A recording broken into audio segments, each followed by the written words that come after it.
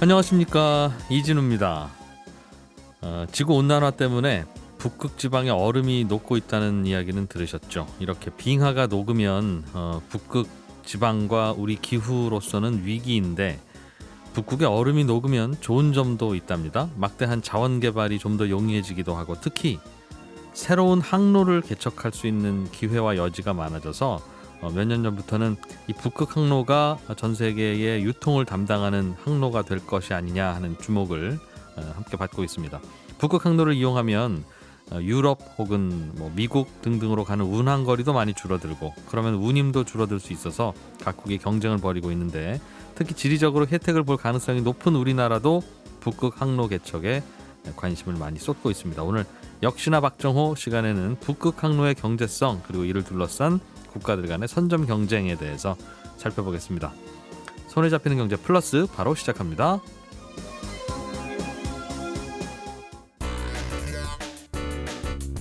오늘 왜 이래요? 네, 오늘 주식시장은 코스피 시장은 0.3% 정도 내리는 중이고요. 삼성전자도 좀 하락세네요. 코스닥 시장은 0.3% 상승하고 있습니다. 교보증권의 김형렬 리서치센터장 연결해서 주식시장의 중요한 검토사항 분석하는 이야기를 좀 들어보겠습니다. 나와 계십니까? 네, 안녕하세요. 오늘도 국내 증시는 썩 좋지는 않은 것 같고, 시가총액 상위 종목이 좀 좋지는 않네요. 그렇습니다. 예, 사실 8월 첫 주에 반등이 나왔을 때는 7월의 부진을 만회하기 위해서 8월장에 대한 여러 기대를 가져볼 수가 있었었는데, 예, 이번 주 들어서는 코스피도 상당히 어떤 부진함을 이어가고 있습니다.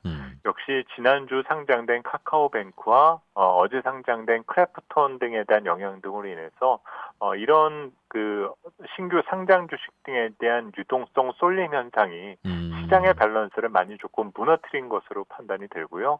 특히 오늘 같은 경우는 SK 하이닉스가 약 4% 가까이 주가가 하락하면서 반도체 업종 대부분이 현재 낙폭을 조금 더 키우면서 시장 심리가 많이 위축되어 있는 반응 등을 보이고 있습니다. 반도체 업종은 어떤 이유 때문에 부진한 겁니까, 오늘?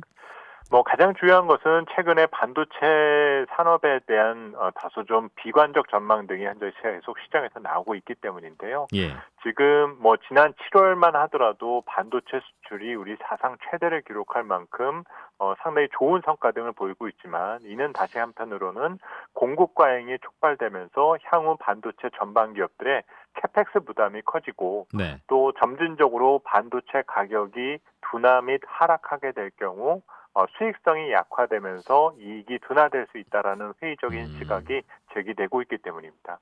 이런 영향 등이 삼성전자와 SK 하이닉스에 영향을 주고 있는데, 다행히 삼성전자의 경우는 여러 사업 포트폴리오 부분 등의 영향 등으로 인해서 주가가 8만 원 수준을 맴돌고 있는 것과는 대조적으로 SK 하이닉스는 지난 3월만 하더라도 15만 원을 상회했지만은 네. 현재는 10만 8천 원을 기록할 만큼 상당히 부진한 수익률을 기록하고 있는 점 등이 네. 현재 시장에 영향을 주고 있다라고 볼 수 있습니다. 그러니까 물량은 많이 쏟아지는데 디램이 수요가 생각보다는 안 좋을 수 있다는 우려가 있군요. 하반기 또는 내년에. 그렇습니다. 지금 이제 전방 기업들, 그리고 이 서버 디램을 필요하다 하던 기업 등이 어느 네. 정도 재고가 차고 있는 상황이 되다 보니까는 네. 앞으로는 수요가 둔화될 수가 있고, 이것이 반도체 가격에 영향을 줄 수 있다라는 부분 등이 전해진 것이죠. 그래서 오늘 같은 경우 외국계 증권사에서 비중 축소 의견을 제시하면서 삼성전자와 SK 하이닉스 모두 목표 주가를 낮추게 된 부분 등이 오늘 이 두 종목뿐만이 아니라 반도체 업종 전반에 부정적 영향을 주고 있는 것으로 볼 수 있습니다. 시가총액 1위와 2위가 이렇게 많이 떨어지고 있는데도 코스피 시장은 0.2% 정도 하락 중이면 나머지는 그나마 좀 선전을 하고 있는 건가, 오히려? 그런 생각도 좀 드는데, 네, 그렇죠. 시장을 그럼 어떤 식으로 좀 투자 방향을 잡아봐야 될까요? 지금 우선 이 반도체 업종이 다소 부진함을 보여주고는 있지만, 시장 체력과 현재 경기 상황 등에 대해서는 아직까지 의구심을 안 갖고 있다라는 거죠. 예. 그래서 지난 7월 달까지 우리 국내 증시를 이끌어 왔었던 산업 등을 보게 되면, 첫 번째는 반도체, 두 번째는 플랫폼 기업들, 그 다음으로 배터리 관련 기업들이 시장을 주도해 왔었습니다. 네. 근데 이번 주 들어서는 오히려 바이오 관련주들이 강세를 보이고 있는데요. 현재 SK 바이오사이언스가 이 백신 임상 3상 시험 개시 등과 관련된 모멘텀이 덧붙여서 어느덧 시가총액이 SK 이노베이션을 뛰어넘을 만큼 주가가 급등한 상태에 있고요. 예. 또 이번 주 들어서는 삼성 바이오로직스, 셀트리온 등과 같은 이런 바이오 섹터의 주가들이 강세를 보이는 이런 손바뀜이 나타나면서 지수에 가해지는 충격은 조금 제한된 측면 등이 있습니다. 또 어제 하락했던 카카오뱅크 역시 오늘은 6% 이상 다시 반등하는 모습 등을 보이고 있거든요. 네. 결국 지금 시장 상황은 풍부한 유동성을 기반으로 모멘텀을 갖고 있는 기업들, 산업들을 중심으로 손바뀜이 나타나고 있는 그런 상황이다라고 볼 수 있습니다. 뭐 모멘텀이 있어야 당연히 주가는 오를 테니까 그거는 모멘텀은 있어야 되는데 손바뀜이라면 어떤 업종이 오르다가 또 다음에는 잠깐 쉬고 또 다른 게 오르다가 하는 그런 움직임들이 있다. 그럼 그걸 따라가야 되겠네요. 그렇습니까? 그렇습니다. 지금은 지수에 대해서 너무 큰 의미를 담기보다는 네. 이런 모멘텀의 순환 과정을 이용하는 부분이 좀 필요하다는 판단이 들고요. 최근에는 또 배터리 관련 주식 등이 상당히 주가가 강세 흐름을 보였었는데 이들의 경우 올해 하반기뿐만이 아니라 내년을 준비하는 이런 전방 업체들의 수요 증가 등이 예. 수주 모멘텀으로 이어지면서 주가를 끌어올리는 변화 등을 보여주었다라는 거죠. 결국 이미 기업들은 올해를 어느 정도 정리하면서 벌써 내년에 어떤 준비 단계에 들어가고 있기 때문에 그런 변화와 도전을 보이는 기업들을 중심으로 투자자들의 관심이 집중될 수 있는 가능성이 크다라고 보여집니다. 작년은 주식 투자하기에 꽤 쉬웠어요. 오르면 다 같이 오르기도 하고 또 많이 떨어진 그랬었죠. 만큼 많이 오르니까 네네. 뭘 갖고 있더라도 뭐 옆 동네에서 오르면 이제 내일쯤 우리 동네 오르겠지 하고 기다리고 있으면 역시 오르고 그랬는데 지금은 사실 모든 업종이 다 호재도 갖고 있고 또 많이 올랐다는 악재도 갖고 있지 않겠습니까? 그러니까 그렇죠. 배터리 같은 업종도 오르면 배터리가 유망하니까 오르는 거고 내리면 그동안 많이 올랐으니까 내리는 거라서 이거를 그럼 어떻게 판단하고 더 오를지 아니면 더 내릴지를 판단해야 될지 도무지 모르겠다. 원래 네. 주식 투자 이렇게 어려운 거냐 하는 질문 하시는 분들도 꽤 있어요. 네, 맞습니다. 어떤 지금 조언을 현재 주십니까? 지난 1년 동안에는 시장에 유동성도 많이 뿌렸고 금리를 많이 낮춰놓은 상태였었죠. 예. 이런 경제 친화적인 환경은 모든 산업에게 다 동일하게 적용되었을 겁니다. 문제는 이렇게 우호적인 환경 속에서 변화에 성공하는 기업과 그렇지 못한 기업들 사이에서는 분명한 차이가 발생될 수밖에 없는데 현재 구간이 그런 차이를 확인하게 되는 구간으로 들어가고 있다는 거죠. 지난 1년 동안 이 팬데믹 상황에서 우리 경제가 어려웠었지만 이런 어려움을 극복하고 한 단계 도약하는 산업과 기업들이 등장을 하고 있지 않습니까? 현재 투자자들은 그런 변화와 도전에 성공하려 하는 기업들에 더 많은 관심을 갖고 있고 조금은 쇠퇴하고 오히려 적응하지 못하는 기업들에 대해서는 매몰차게 조금 외면하는 이런 반응들을 보여주고 있다는 거죠. 따라서 현재 투자자들은 이런 변화를 감지하고 확인할 수 있는 어떤 기업들을 대상으로 조금 더 능동적인 투자를 하는 과정 등이 중요하지 그냥 조금 피동적으로 시장이 오르면 같이 오르겠지라는 다소 좀 안이한 자세로 접근하기보다는 시장에 대한 세부적인 관심을 조금 더 높이시는 때가 지금부터다라고 볼 수 있을 것 같습니다. 각 기업들이 어떤 변화가 있는지 좀 더 깊은 공부가 필요하다. 그런 네, 뜻이네요. 그렇죠. 예, 교보증권의 김형렬 리서치센터장이었습니다. 고맙습니다. 감사합니다. 네, 세계 경제의 다양한 현안을 깊이 있고 재미있게 공부하는 역시나 박정호 시간. 오늘은 더위를 좀 잊게 해줄 시원한 곳으로 떠나보겠습니다. 북극 항로 이야기 한국경제산업연구원 박정호 부원장님과 함께합니다. 어서 오세요. 예, 안녕하세요. 북극에는 곰이 살아요. 그렇습니다. 예. 남극은 펭귄이죠. 오, 정확하게 아시네요. 그거 굉장히 헷갈립니다. 그거. 예, 맞습니다. 네. 가끔 우리 무슨 음료수 광고에 예. 펭귄과 북극곰이 같이 나와 있는 거는 거짓말입니다. 둘이 같이 만날 안 수가 살아요? 없죠. 예. 아. 저 북쪽에 사는 친구와 남쪽에 사는 친구니까요. 그렇군요. 아무튼 거기까지 알고 있습니다. 네. 그러면 이제 북극에 대해서 좀 더 정확하게 알기 위해서 북극과 남극을 좀 비교하는 얘기를 좀 먼저 해드리면서 북극이 왜 중요한지를 하나 설명을 드리면 좋을 것 같은데요. 네. 자, 일단 북극과 남극의 가장 큰 차이는 북극은 땅이 아니고요. 남극은 땅입니다. 북극은 땅이 아니라는 건 뭔 말? 그러니까 북극에 많은 그 저 빙하가 다 녹으면 그냥 예. 바다가 드러나는 거고요. 남극은 그 빙하가 다 녹으면 땅이 드러나는 거죠. 아, 그럼 지금 북극점에 가면 물이에요? 다 물입니다. 아. 그리고 남극은 그 빙하가 다 녹으면 남극 대륙이라고 하는 땅이 이제 나오는 다만 거죠. 북극도 얼어 있어서 딱딱한 얼음이겠군요. 맞습니다. 그러나 녹이면 물이다. 예. 바로 이제 이것 때문에 북극과 남극이 가장 큰 이제 차이들이 이제 유발되는데요. 예. 일단 면적으로 따지면 북극은 물론 얼음이 얼려서 형성된 것이지만 면적은 지중해의 한 4배 정도 규모고요.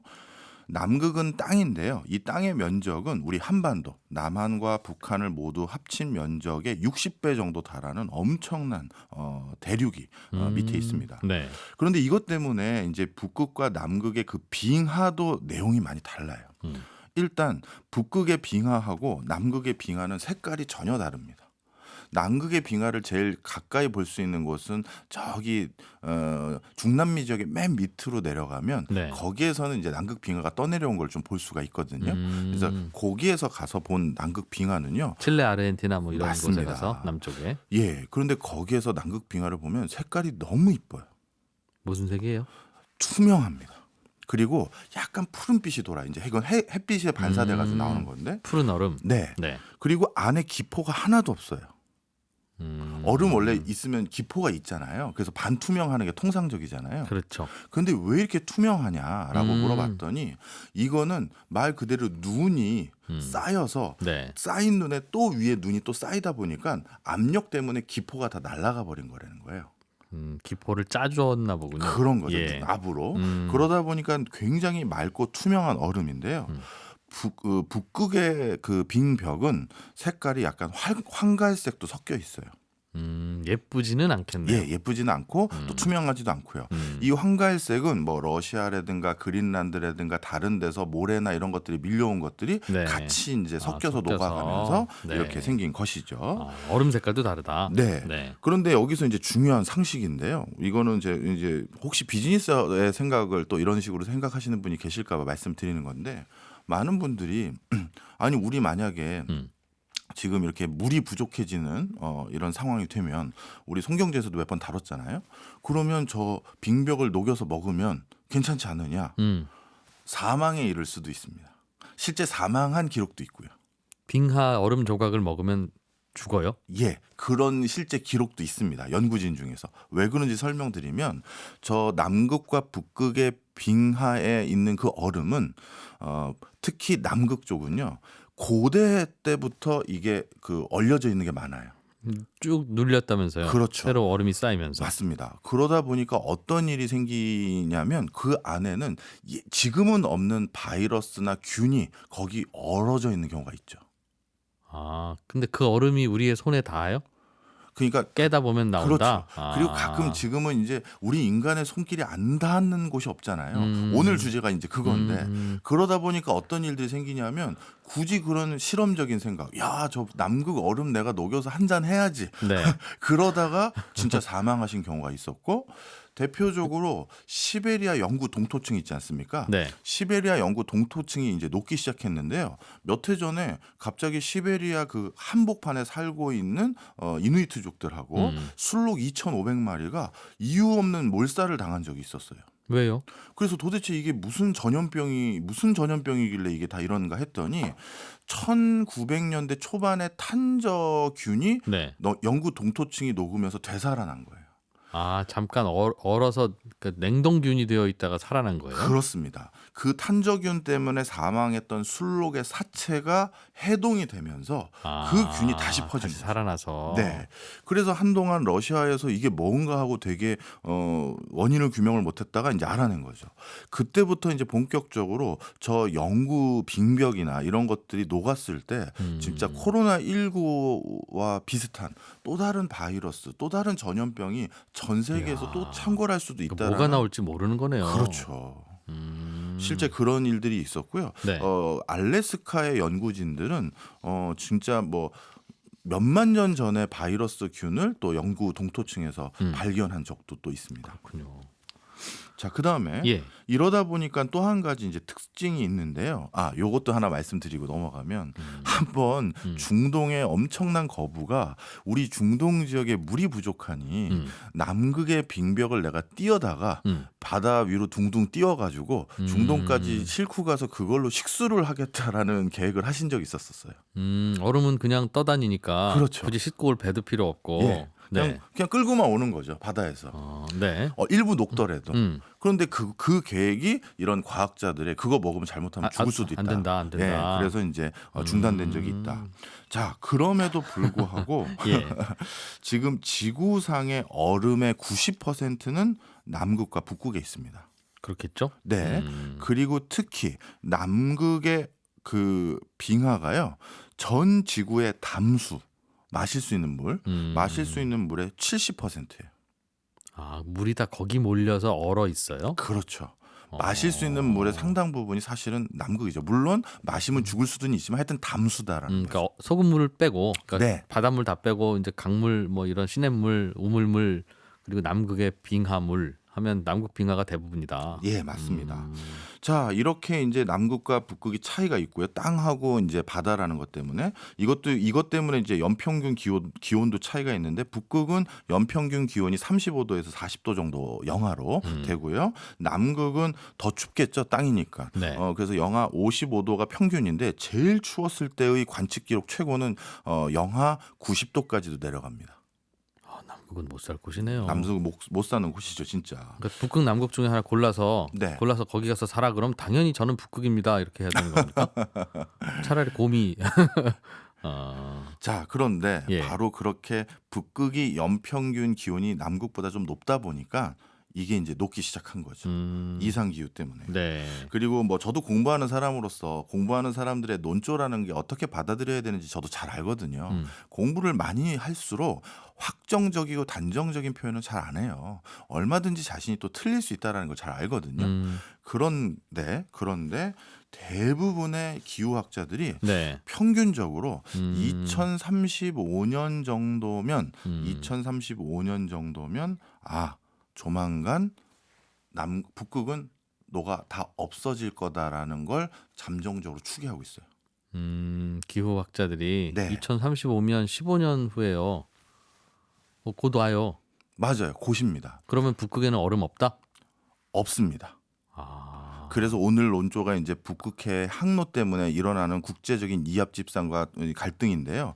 오늘 청취자분들께서 한 분이 이런 말씀을 해주셨나 봐요. 그린란드랑 아이슬란드는 빙하 탐험대들이 빙하 쪼개 먹던데요. 거기 여행도 가죠. 예, 요거 좀 설명을 드릴게요. 예. 북극은 벌써 녹는 지가 오래됐어요. 그래서 북극은 정확히 말씀드리면 여름에는 좀 녹았다가 그래서 거기 해로도 좀 이용을 하거든요. 예. 그리고 겨울에 다시 어는데 그래서 북극에 있는 그 빙하가 5년 이상 된 빙하의 면적이 1980년대까지만 하더라도 50% 이상이었어요. 여기서 5년 이상이라는 건 진짜 만 년도 포함된 거죠. 네. 네. 그리고 최근에 1년 단에 그러니까 녹았다가 다시 요 근래 생긴 빙하 네. 이런 것들의 비중이 예전에는 10%도 안 됐었어요. 예. 근데 지금은 어떻게 됐느냐? 5년 이상 된 빙하의 면적이 북극 전체 면적에서 1%밖에 안 돼요. 그 예전에는 찔끔 녹았다 다시 얼었는데 그렇죠. 요즘에는 거의 다 녹았다 다시 얼고 거의 그렇습니다. 다 녹았다 다시 얼고. 자, 그러니까 지금 북극의 빙벽은 고대 바이러스나 이런 걸로부터는 자유로운 거죠. 이미 한번 녹았다 얼고 또 그렇죠. 얼어놓으니까 작년 얼음이야 이거. 그렇죠. 작년 얼음이에요. 그러니까 아이슬란드나 그린란드에서는 그걸 먹을 수가 있는데 네. 시베리아 아까 거기는 영구 동토층이잖아요. 그러니까 그게 그런 차이가 있는 거죠. 네. 아주 중요한 질문을 해주셨어요. 올드 아이스, 올드 아이스, 데인저러스. 예, 데인저러스. 뉴 아이스, 세이프. 맞습니다. 네. 자, 이 우리가 방송 시간이 제한되다 보니까 항상 저 설명이 짧다 보니까 오해들이 예. 중간에 있을 수 있는데 이런 걸 언제든지 알려주시고요. 예. 자, 그러다 보니까 좀 전에 말씀드린 것처럼 자연스럽게 북극 빙하는 녹았다가 다시 업니다. 그런데 드디어 녹는 일들이 더 많아지기 시작했고 녹는 면적이 상대적으로 굉장히 더 넓어지다 보니까 올해 아주 1월 달에 기념비적인 일이 하나 있었습니다. 뭐였냐 하면요. 러시아가 1월 달에 1월 달엔 원래 북극해 항로가 개설되지 않는 그 계절이에요. 그땐 꽁꽁 어니까. 근데 1월 달에 러시아의 LNG선이 쇄빙선의 도움 없이 북극해 항로로 운행을 했던 기록이 올해 처음 있었어요. 잘 녹아서. 다 녹아서. 잘 녹은 게 아니라 거의 다 녹았어요. 네. 그래서 드디어 북극해 항로가 본격적으로 열려지기 시작했다라는 건데요. 그럼 이제 여기서부터 눈이 이제 새빨갛게 뒤집어지는 나라가 하나 있는데 바로 러시아입니다. 러시아는 왜요? 러시아의 역사를 18세기부터 지금까지 살펴보면요. 바다로 나가는 길을 찾기 위한 긴 여정이었다라고 해도 과언이 아니에요. 제가 그래서 좀 오늘 정리를 좀 해왔는데요. 네네. 연도를 좀 찾아왔는데 러시아가 대표적인 도시 중에 하나가 상트페테르부르크라는 게 있는데요. 예. 여기는 1703년에 스웨덴하고의 전쟁을 통해서 확보한 곳인데요. 여기 그러면 스웨덴하고 전쟁에서 이 도시를 왜 확보했느냐? 바로 부동항이에요. 바닷가 도시. 맞습니다. 인데 이제 안 얼어요. 안 오는. 그래서 상트페테르부르크는 어디로 나갈 수 있냐면 이 항구를 거쳐서 저기 스칸디나비아 그 반도를 거쳐 나가면 대서양으로 나갈 수 있는 거죠. 예. 그런데 이것도 완벽하게 자신들이 부동항을 확보했다고 하기가 어려운 게 결국은 바닷가에 접하긴 했으나 대양으로 나가려면 스칸디나비아하고 덴마크 그 사이에 협곡을 또 지나가야 되는데 예. 그쪽 나라들 만만한 나라들이 아니잖아요. 거기서 한번 넌 안 돼 막아버리면 또 대양으로 못 나가는 거예요. 유사시에. 그렇죠. 그래서 또 러시아가 1783년에는 크림반도를 병합합니다. 이 크림반도는 어느 쪽에 가까우냐 하면 터키 쪽에 붙어 있는 곳이에요. 예. 그럼 여기는 또 터키의 보스토러스라는 이 해협이 있는데 이것도 아주 좁아요. 이 해협 간신히 통과하면 지중해로 나가요. 유사시에 그거 미국이 막으면 또 못 나간다. 못 나가고 또 지중해는 또 만만치 않은 나라들이 또 있잖아요. 그렇죠. 그러다 보니까 이것도 완벽하게 대항으로 나가는 항로를 개척한 건 아니었어요.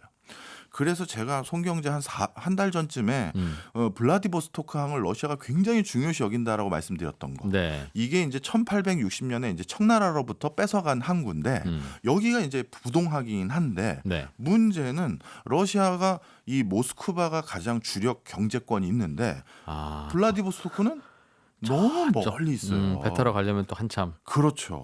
그러면 뭔가 경제적인 물건을 만들어서 보내는데 블라디보스토크 항구까지 가는 시간이 돈이 더 드는 거죠. 그렇기도 하고. 네.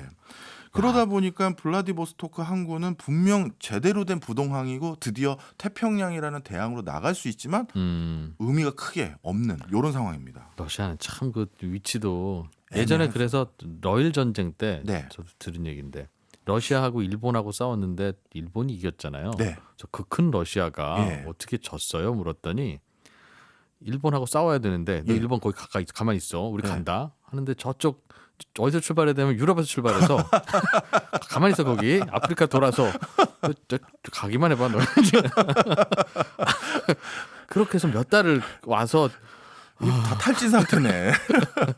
그렇게 싸워야 됐다고. 그렇네요, 진짜. 바로 그 이유 때문에 그동안 너무나도 이제 항구가 필요했는데 대항으로 바로 나갈 수 있는. 네. 근데 아마 지금 혹시 집에서 세계 지도를 보실 수 있는 분들은 한번 북극해가 이제 녹았다고 생각을 해보세요. 그 위에 북극해를 접하고 있는 러시아의 면적이 얼마나 광활합니까? 바로 머리 위로 딱 쏙 나가면 전 세계 어디든 가겠네요. 그렇죠. 대서양, 태평양 어디든지 갈 수가 있는 항구들이 동시다발적으로 생기는 거예요. 그러다 보니까 이 기후 변화를 내심 굉장히 바라고 있는 대표적인 국가.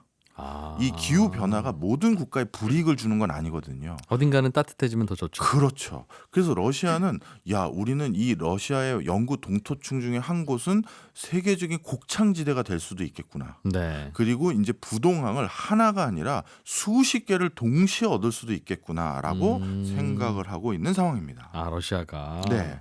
그것 때문에 벌써 러시아가 북극과 관련된 여러 가지 사업들을 이미 추진하고 있는데요. 그 중에 하나가 대표적으로 야말 프로젝트라는 것입니다. 이 야말이라는 단어가 이 세상 끝이라는 의미인데요. 네. 이 야말이라는 북극해를 접하고 있는 러시아에 근접한 북극 어떻게 보면 이제 동토층이죠. 여기에 매장되어 있는 천연가스가요. 이제 확인을 했는데 전 세계 천연가스 매장량의 30%가 여기 있는 거예요. 살펴보니까 있을 건 알았는데. 네. 그걸 이제 계산을 해봤더니 이 정도 규모일 줄 몰랐던 거죠. 그러면 이제 진짜 북극계 근처에 얼마나 많은 탄화수소 자원들이 네. 있는지를 광고 듣고 한번 보시죠. 예. 한국경제산업연구원 박정호 부원장과 함께 북극 이야기하고 있습니다. 그러니까 북극은 이게 땅도 아니고 그렇다고 물도 아니고 네. 그냥 얼음이니까 쉽게 얘기하면 북극 껍질이었는데 예. 참 쓸모없는. 예. 그게 기후 온난화 때문에 녹기 시작하면서 예. 러시아는 아주 그냥 가슴 두근두근 맞습니다. 신나서. 예. 그리고 떼돈을 벌 것 같은 기대감까지 있다. 그런데 또 하나 더 이따가 후반부에 말씀드리겠지만 예. 또 하나의 위험 요인도 같이 느끼고 있다. 러시아가요? 예. 이 두 가지를 마무리로 하면서 오늘 말씀드리려고 하는데요. 예. 일단 아까 말씀드렸던 북극과 남극이 그게 어떻게 돈이 되느냐를 좀 말씀드리려고 하는데요. 네. 지금 전 세계에 탄화수소 자원, 여기로 말하면 이제 석유라든가 천연가스 같은 걸 모두 다 포함하는 건데요. 전 세계 탄화수소 자원들의 22%가 북극과 남극에 있습니다. 남극에도 석유가 엄청 많아요. 그래서 북극과 남극에 같이 있는데 일단 남극은 그런데 저희가 지금 논의를 많이 안 하는 게 예. 남극은 국제사회에서 한때는 저 남극 땅이 내 땅이야 막 논쟁을 하다가 남극 조약이라는 걸 체결해서 네. 비영리적인 과학기술의 목적으로만 지금 사용을 하고 있죠. 네, 그래서 우리도 기지가 거기 있고요. 네. 남극은 일단 논의해서 일단은 배제가 좀 되어 있고요. 남극 땅은 그냥 골고루 하기로 예, 합의. 골고루 하기로. 굳이 가까이 있는 내 땅이야 하면 뭐 칠레나 아르헨티나나 네. 뭐 남아공이나 네. 그런 나라들이 소유권 주장을 하면 할 텐데 네. 좀 약한 나라니까 그냥 그렇게 했나 봐요. 네, 뭐 좋은 질문을 해주셨으니까 여기도 요 근래 또 불거지는 이슈들을 하나 말씀드리면 네. 최근 남극도 약간 이제 빙하가 녹아가면서 그 대륙이 어떻게 생겼는지를 또 기술도 발달하면서 네. 그 지하가 어떤 모습인지를 좀 그려봤지 않겠습니까? 그랬더니만 남극에서 이상하게 피라미드 모양의 뭐 조형물들이 자꾸 보이는 거예요. 남극 땅 속에서요. 예, 땅 속에서 그동안 눈에 갇혀서 몰랐는데 그래서 우리 이집트 피라미드 모양 있잖아요. 예, 예. 그래가지고 아직 확인은 안 됐는데 여기도 옛날에 문명이 있었던 게 아니냐. 그러면 그 문명을 그 옛날 그 문명이 네. 예를 들어서 칠레 쪽인지 호주 쪽인지 뭐 남아공 쪽인지에 따라서 야 저 우리 조상 땅이야. 우리 조상 땅이네. 이렇게 될까봐 지금 약간 쉬쉬한다라는 의견도 그래요? 있는데 그런데 일부 환경학자들이나 이런 사람들은 그렇게 추운 데서는 한쪽 방향으로 바람이 계속 불다 보면 네. 마치 인위적인 조형물처럼 그렇게 깎아진 듯이 이렇게 딱 이렇게 자연물이 생길 수도 있다 이렇게 얘기하고 얼음 있어서 조각일 수도 있다. 예, 그러니까 그걸 한번 지켜봐야 되는데 네. 하여튼 이런 이슈들이 자꾸 불거진다는 건 자꾸 거기도 누군가가 내 땅으로 만들 이슈를 찾고 있는 거죠. 자, 다시 북극으로 돌아와서요. 자, 북극은 이렇게 전 세계 탄화수소 자원의 22%가 있는데요. 네. 그 22%를 둘러싸고 있는 대부분의 나라들이 어디냐 하면 어깨 큰 형님들이에요. 미국, 네. 캐나다, 덴마크는 그린란드가 덴마크령이죠. 그래서 그린란드가 접하고 있지만 덴마크라고 보는 거고요. 네. 그다음에 러시아 이렇게 있고 중국이 자꾸 이상한 표현을 써요. 북극 인접국. 우리 북극 인접국 하면서 자기네들이 자꾸 거기에 뭐가 있다고 하는데 하여튼 중국까지 포함을 해서 네. 이런 국가들이 이제 여기에 이제 지하 자원을 개발하고 여기 항로를 개발하는 데 참여하려고 하는데 그런데 그 인접 국가들 중에서 누가 제일 지하 자원을 많이 포함하고 있느냐 봤더니 네. 러시아가 60% 정도 차지합니다. 러시아 쪽 관할이 국제법상 노른자위 땅인 거예요. 잠깐, 그 북극은 참 땅이 없고 오로지 바다라고 했잖아요. 그렇죠. 녹고 나면 물이니까. 예. 누구네 땅이야라고 묻는 건 질문이 좀 잘못된 거고. 네, 영해냐? 누구네 누구네 물이야, 누구네 네. 바다야라고 물어야 되는데. 그렇죠. 그 누구 바다인지는 어떻게 나눕니까? 그게 그동안의 국제법상 어느 영토를 바탕으로 어디까지가 자기 영해라고 주장할 수 있는지의 관례가 있지 않습니까? 네네. 만약에 그 관례를 북극해에다가 고스란히 적용했었을 적용하면 때 여기까지는 예. 러시아 바다, 예. 여기는 캐나다 바다. 예, 그렇게 된 거죠. 바로 그 때문에 미국도 이쪽에 주도권을 놓지 않기 위해서 네. 트럼프 대통령 때죠. 망언 한번 했었죠. 그린란드를 사고 싶다. 돈이야 찍어주면 되니까. 돈이야 찍어주면 되니까요. 그랬더니 덴마크 국왕인가요? 그 사람이 무슨 말도 안 되는 소리냐, 모욕감을 느낀다 비슷한 표현을 했고, 그랬더니 트럼프도 만만한 사람은 아니잖아요. 덴마크 방문이 예정돼 있었는데 그럼 나 안 가. 그래서 안 가셨어요. 근데 재밌는 게 있어요. 그럼 바이든 정권에게도 그 트럼프의 그 발언에 대해서 너는 어떤 생각이니 물어봤을 거 아니겠습니까? 그렇겠죠? 예. 언론에서는 그런 게 또 보도거리니까요. 뭐라고 대답하실 것 같으세요? 바이든은 네. 미투. 그동안 대답을 안 했어요. 예. 그 얘기는 사실 관심이 있다는 그런 거잖아요. 얘기죠. 그렇죠. 어이구, 그때 그 트럼프 대통령이 좀 이상한 얘기 한 거예요. 네. I'm sorry 덴마크 이랬을 예. 텐데. 나는 트럼프랑 다른 사람입니다 해야 되는 건데 대답이 없었었어요. 그러다가 한 2달 전인가 5월 6월 이 날짜는 제가 정확히 모르겠는데 그때 국무부로부터 공식적으로 답변을 그때야 들었어요. 뭐라고 했어요? 관심 없다. 네. 그런데 그 이유가 있어요. 자, 이렇게 북극해가 얼면 항구도 필요하고 여러 가지가 개설되지 않겠습니까? 그런데 여기를 이제 논의하기 위한 국제적인 이제 거버넌스를 만들기 시작했습니다. 그 두 거버넌스가 두 가지로 구분이 되는데요. 북극해 연안국이라고 해서 미국, 러시아, 캐나다, 덴마크, 노르웨이 5개국이 북극해 연안국이라고 하는 곳인데요. 1차적으로 굉장히 무거운 주제 말고 얕은 주제부터 논의를 하려고 하는데 북극해의 어업 활동에 대해서 어떻게 규제할 것인지 논의하는 거예요. 이제 여기도 물고기가 정말 많이 살거든요. 그동안은 얼어 있어서 거기서 어민들이 어업 활동을 안 했는데 이제 저기까지 가면 그동안 사람들이 잡지 않았던 진짜 큰 고기들을 잡으러 갈 텐데 네. 이것도 남획하면 금방 없어지잖아요. 그래서 이 5개 국가들을 북극해 연안 국가라고 해서 어업부터 논의해서 자원 개발부터 그 뒤에 항구 개발이나 이런 거 논의하자라고 하는데 네. 자, 제가 방금 말씀드렸던 이 5개 국가 러시아 빼고 나머지는 전부 미국 편이죠. 그렇겠죠. 그런데 미국 편이었는데 미국이 덴마크하고 갑자기 척을 지면 덴마크는 러시아에 붙겠죠. 그렇겠죠. 예, 그러니까 그린란드는 그냥 없었던 일로 하자. 이렇게 돼버리는 가능성이 높은 거죠. 그런 계산을 미국이 했을 것이다. 그렇죠. 자, 그런데 러시아는 이대로 두면 아무리 봐도 자기가 표대결에서 밀리잖아요. 예. 덴마크, 캐나다, 노르웨이 전부 다 미국에 가깝다고 볼 수 있으니까요. 예. 그래서 비연안 5개국을 추가로 넣었습니다. 이 비연안 5개국에는 예. 그렇게 북극 관련 국가라고 주장하는 중국 들어가고요. 그 다음으로 북극에 그나마 가까이 있는 나라들 5개 추가. 네. 그런데 중국은 실제 북극에 나가는 직접적인 항로가 없거든요. 그리고 나머지 국가는 다 이해가 돼요. 이 비연안 5개 국가에는 우리 한국이 들어가 있고요. 동해에서 바로 위로 올라가면 북극해예요. 그래서 예. 우리도 한 표. 예, 우리 하나 들어가고 일본, 저 쿠릴 열도를 바탕으로 바로 올라가면 또 북극해거든요. 그러겠죠. 예. 그리고 아이슬란드 당연히 들어가고요. 그다음에 EU, 나머지 EU 국가들 왔다 갔다 하니까. 유럽 하나를 그냥 한 표로. 예, 한 표로. 네. 이것도 러시아가 주장한 거죠. 자, 중국 껴준 거는 러시아 덕분인 거고. 네. 이렇게 비연안 5개 국가가 이제 북극해 이용에 대해서 이제 국제적인 룰을 정하는데 이제 서로 우리 편 더 많이 확보하자 이 노력들이 있는 과정입니다. 네. 거기 바다는 전 세계 누구나 이용할 수 있는 영해라는 건 없나요? 그냥 그게 어떻게 그동안은 논쟁에서 뒤로 미뤘죠. 왜냐하면 영해라는 게 의미가 없는 게 얼어 네. 있으니까 예. 주장을 할 수가 없는 거예요. 영빙. 예, 영빙.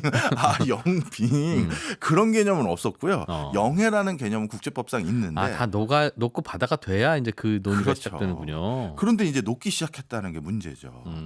자, 그래서 이런 상태인데 이제 러시아입니다. 러시아는 자신들이 여기에 엄청난 지하 자원이 매장된 것을 확인했고요. 그래서 벌써 개발을 하기 위해서 다양한 이제 법인격들을 만들어 놨는데 그 중에 하나가 로모노소프 해령이라는 건데 이 로모노소프 해령은 북극해 그 해령과 이제 맞닿아 있어요.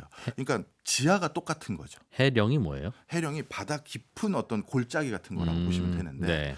그게 북극해 아래와 똑같은 지형인 거거든요. 네. 그러니까 북극해에 있는 석유를 여기서 뚫어도 충분히 다 빨아서 쓸 수가 있는 거죠. 빨대만 조금 더 깊게 꽂으면. 그렇죠. 네. 그래서 이 노모노소프 해령을 개발하는 걸 이미 시작했어요. 그랬더니 이제 나머지 그 국가들 뭐야 저거 그대로 두면 안 되겠는데? 네. 라고 하면서 논의를 하고 있는데 이 로모노소프 해령 개발을 하는데 이게 또 국제적으로 자기가 지탄받으면 안 되니 누구를 살짝 여기 꼈냐면 물론 자체적으로 이걸 개발할 수 있는 자금이나 기술력이 약간 부족한 것도 사실이고요. 또 중국을 껴줬어요. 야, 같이 개발하자. 네. 예, 요런 상태고요. 자, 그다음에 보디가드. 그다음에 여기에서는 그동안 이제 여기가 항만도 없고 왔다 갔다 사람도 갈 수가 없는 곳이기 때문에 러시아 입장에서는요. 굳이 북극 연안 지역은 군사 기지를 놓을 필요가 없었어요. 어차피 출동 못하니까. 출동 못하니까 음. 배로도 나가지도 못하고 탱크도 운항이 쉽지가 않고 네. 그래서 레이더만 있어서 비행기만 좀 감시하는 그 정도였는데 예. 이제 여기가 녹기 시작하니까 어떻게 됐냐 본격적인 북극을 관리하기 위한 군대를 창설하기 시작합니다. 그래서 2013년도에 북극 상주 부대를 창설했고요. 예. 그다음에 북해 함대를 기반으로 해서 북극 통합 전력 사령부라는 걸 또 만들었어요. 그런데 이제 미국은 네. 어떻게 하려고 하냐? 그린란드 쪽에다가 레이더 기지를 만들고 그리고 그린란드에 미군 기지를 더욱더 확충하려는 거기에 예. 지금 미군 공항은 있거든요. 어. 그래서 거기에서 비행기가 바로 뜰 수 있게끔 예. 지금 이렇게 해서 북극 지역은 저는 이렇게 말씀드리고 싶어요.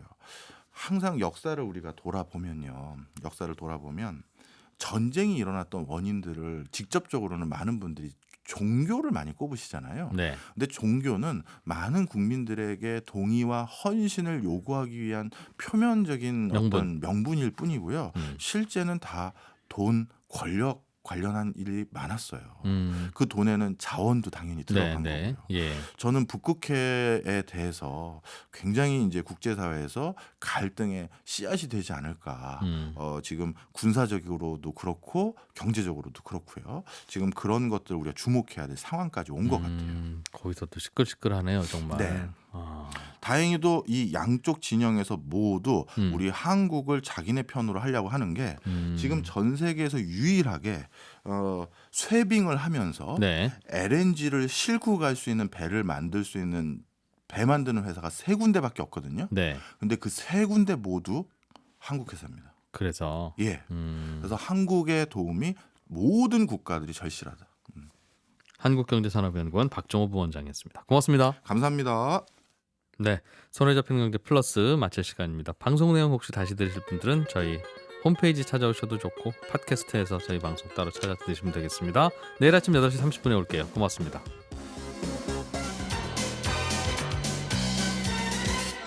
더 깊고 더 재미있는 경제 이야기 이진우의 손에 잡히는 경제 플러스.